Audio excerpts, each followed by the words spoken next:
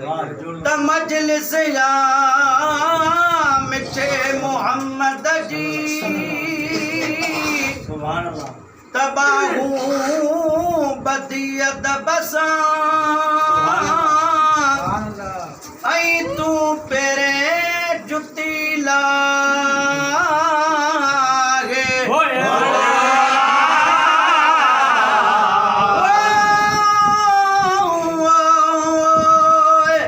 और कुछ समय जी से ना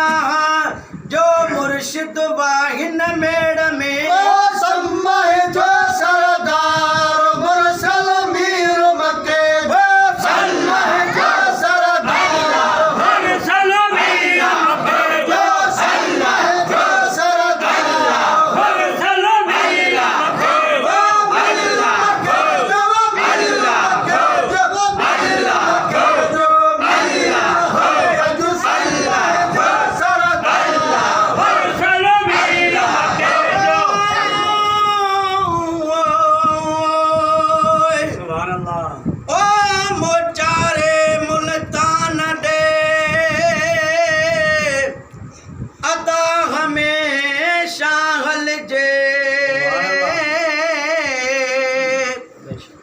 जुड़िया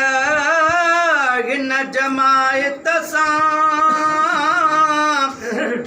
अदारू खणी रल जे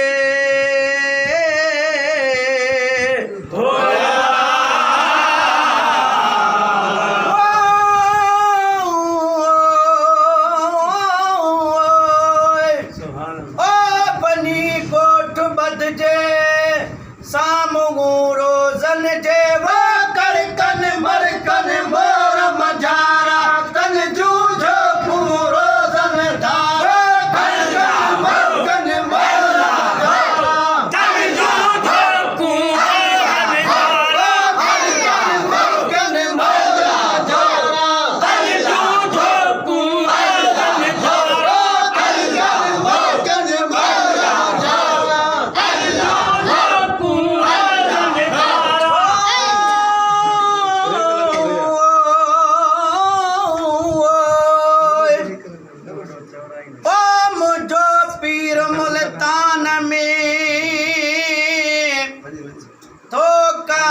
पढ़े कुर्बान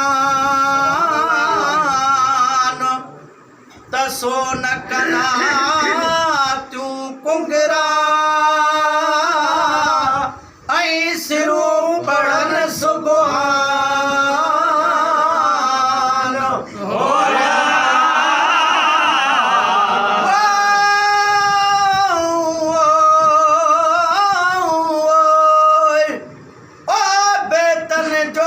बयान जो समझ दो सदर दी